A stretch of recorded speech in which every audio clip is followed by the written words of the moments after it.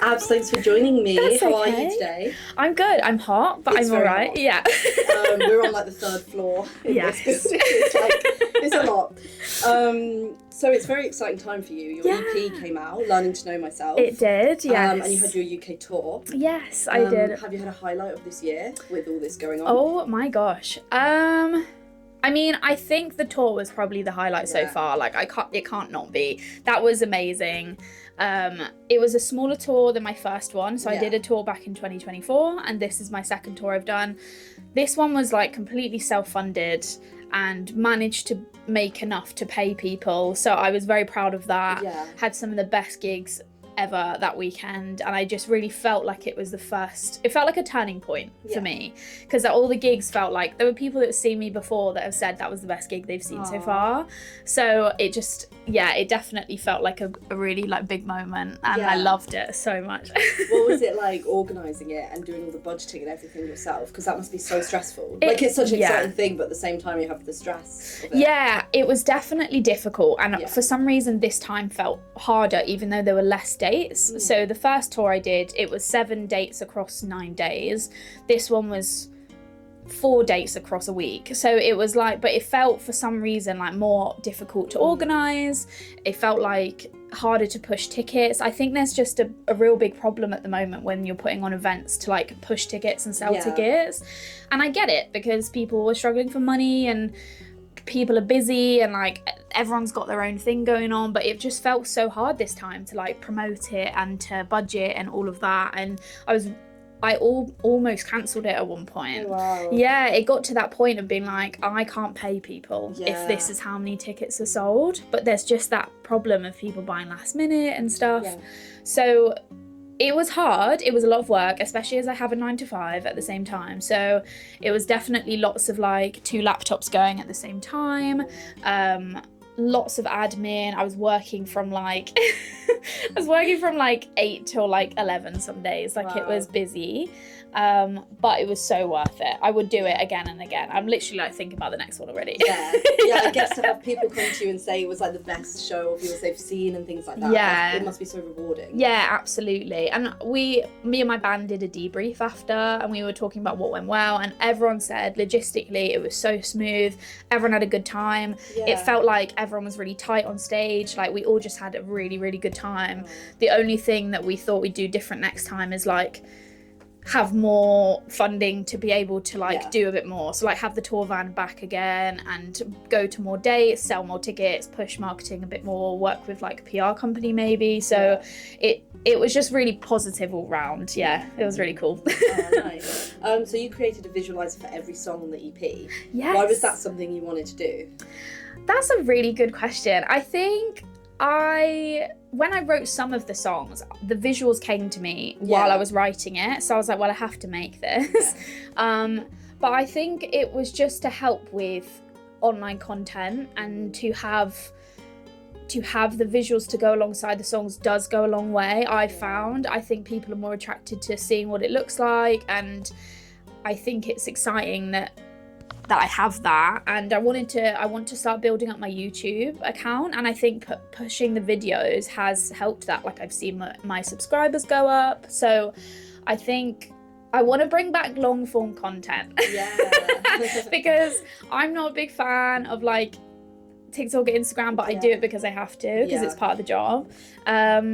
But I love like when people put in so much work. Like, I was growing up watching like MTV music videos, like, and just watching music videos over and over and over again. So I would love to bring that back as an art form, and it was so fun to make them as well. Like, it was just really fun. Like, I worked with some really cool friends of mine, and it was really fun to make. So yeah, just bringing back the long form. 100%. Yeah, because I've spoken about this with other artists, how music videos are going like down, like they're less popular. But they are like, they're so significant. Like, for me, when I think of a song from my childhood, I do picture, like, I visualize the music video. Yes. They're iconic, aren't they? Yeah, exactly. So when you write your songs, do you often have like visuals in your head of how it would look? in a visualizer or anything? I think it depends on the song. So for Yeah. example, Breathe, the second track, that video came to me as I was writing it. Yeah. But then Stellar Collision, which was the first single, it took me ages to work out what I wanted to do for that and to make something that really suited the song, and it worked out great. Like it ended up coming out exactly how I wanted it to. But then, for example, Hunting Season, I actually had a different idea for that video, made a different mood board for it, but I didn't have the funding for it. Like I wanted dancers, I wanted choreography, I wanted like a black studio, I wanted like this whole choreo with like photo frames, like it's gonna, and one day I will make that. Yeah. It's just, and that's why I call them visualizers and not music videos, because I think in my head, the music video will be higher produced or more produced in the future, so that's why I love that what we've created with the budget that we had, like it's definitely translated the songs for sure, so it's really fun. Is it frustrating that like you don't have the budget to do these things you're picturing? Because if you had like, 1,000%. I'm imagining you have so many ideas and so much you want to like put out there, but you just can't. Literally, yeah. I think that's, I mean, I'm sure so many artists say this as well, but finances is probably the biggest barrier for me. Like I've got the vision, I've got the drive, like I know what I want to do. It's just, it takes a long time to save up. Like for example, currently I'm saving up to get like in-ear monitors for the band and like build up the tracks, and that might be something that someone is very easily be able to pay for, but for me and my band it takes a long time. And same with tours, like I would go on tour next week if I could, again, because I love it so much. Like I would just want to tour for the rest of my life. I love performing, but that we're looking at like a whole year away, and it's things like the budgeting that really does like cause a barrier, but I do have faith that if I just keep going as I am, like it will come, and like I'm working more towards getting that funding and stuff, so it's all gonna work out. It's just a lot of work. So you mentioned that you don't like doing the social media part of your job. Is it annoying that that's something you just have to do as an emerging artist, to put yourself out there? Yeah and no. I've got like a very mixed opinion about it. Like at first I hated it. I was just like, why have I got to post every day? I'm annoying people, like why would I do this? But it's like, that's how you find your fans. And someone told me once that like, think back to the day when Beyonce released her albums like yonks ago, and they showed me like a list of her press tour, and this was before like TikTok was a thing, or Instagram, whatever.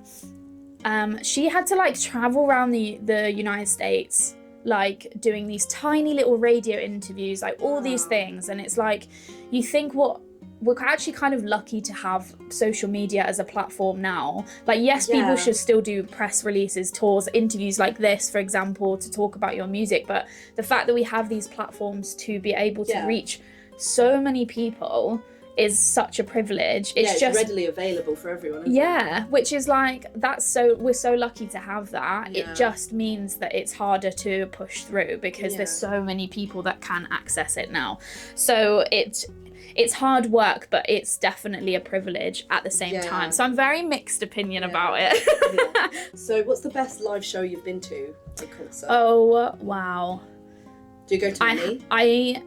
I do and I don't. I used to go to them a lot more when I was growing up, and I think now they've got so expensive. Exactly. Like it's ridiculous, isn't it? Again, it's the finance thing. Or like artists that I want to see are quite big artists. Like I wanted to see Bad Bunny the other day, and I'm like 100 and something quid. I'm like, I don't have that right now. So, but the best gigs I've seen, I have like 3.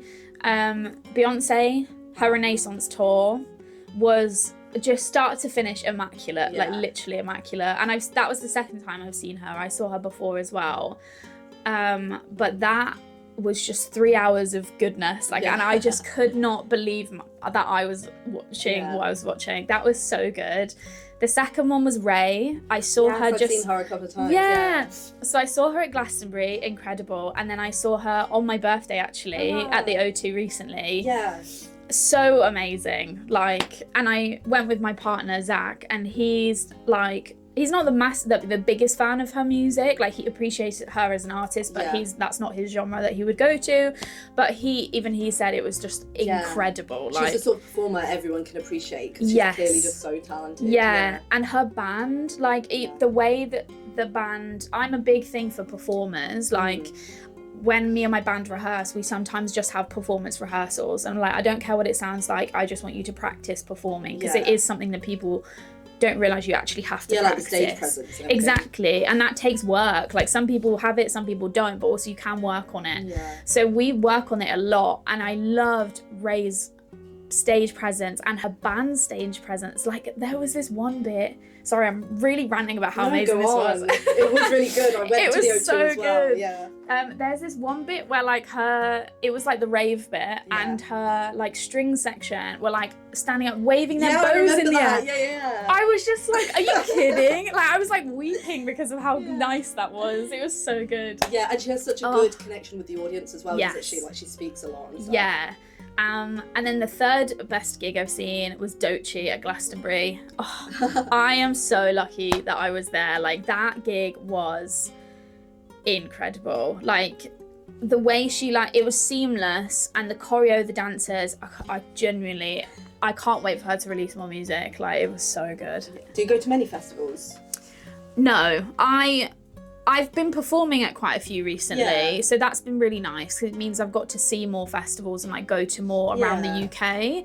But it's, again, finance. Like, I went to a lot growing up, but now I think it's just finding the money to go to the ones I want to. But like, I'm trying to get back into it because I love festivals so much. Like, I would go all the time. Yeah, I've never been to one. Oh, it's so fun. Yeah. It's just like, just a great weekend. Like, if do you like camping? I've never been camping. Wow. Okay, you need to experience camping. So it's because I'd only want to do it if the lineup was like amazing for me. Yeah. You know? Oh my gosh, we can chat after. I'll give you all the recommendations. And again, there's the price. They're so expensive. Yes, they are. And London, we're quite lucky to live here and have so many day festivals, because that's a bit more accessible for people. Like, I'm going to the Jazz Cafe one in August, so that's going to be amazing.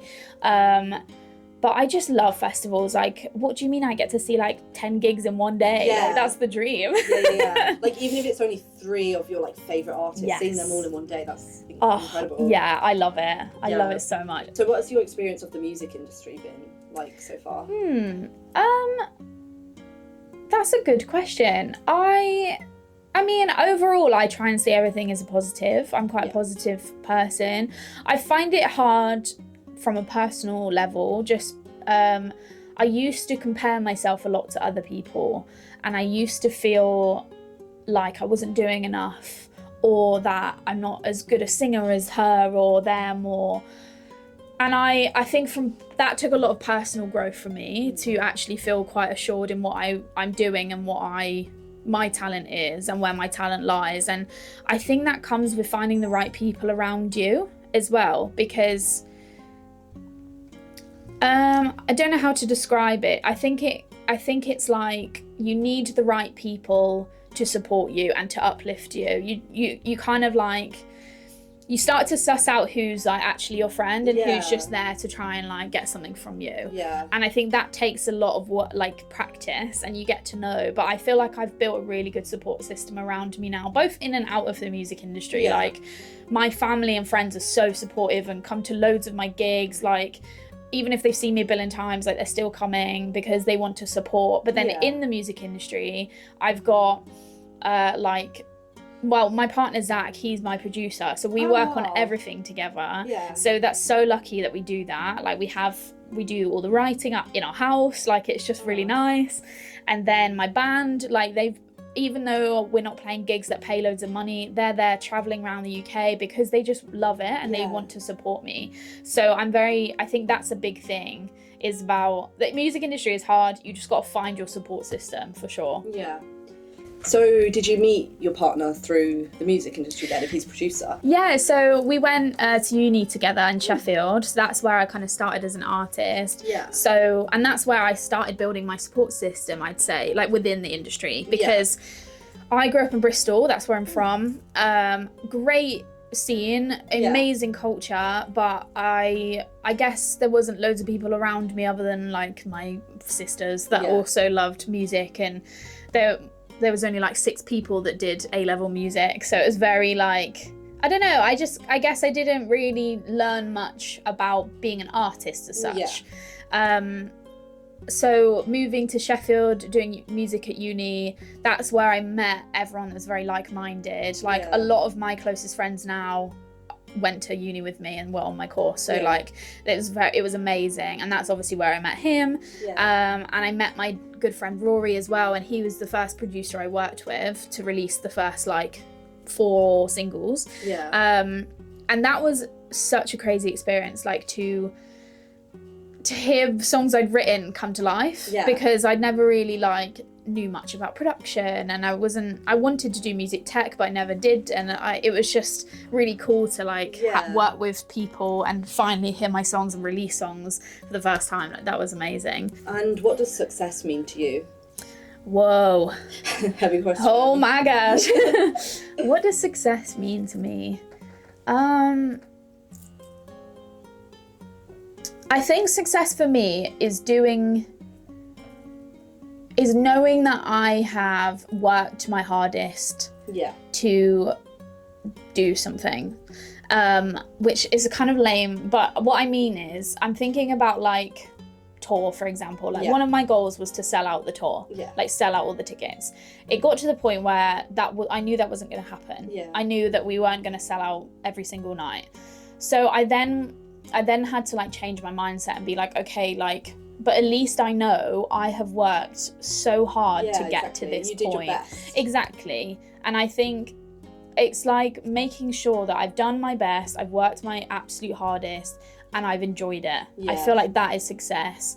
And I think there has to be something in there about like the people around me as well. Like I love my success, I love sharing it. So if I can share it with Zach, or I can share it with my band or my friends, like that is also amazing. Yeah. And for the last question of this book, if you turn to a random page and answer the question. Oh my gosh, this is cute. Do you think you could live without your phone? Probably not, which is a bit annoying, but I think with the music industry and working a full-time job, I do a lot of my admin while I'm commuting between places. So that's why a phone is so handy. I also just love keeping connected with my family and friends that live around the UK. Like I also just think like society is a thing now where you do need a phone. Yeah, exactly. Even for like Google Maps or like directions or anything. I'm useless at directions. Or listening to music. Which is what I do all the time. So I'm so useless at directions. Like I always say I'm that person that just arrives places and I don't know where I've been because I just follow whoever I'm with. And then like they're on the map and I'm just there like like it's not a great trait, I'm not gonna lie, but like it is me, so we accept it. Well, there you go. Thank you for speaking with me. That's okay, thanks for having me.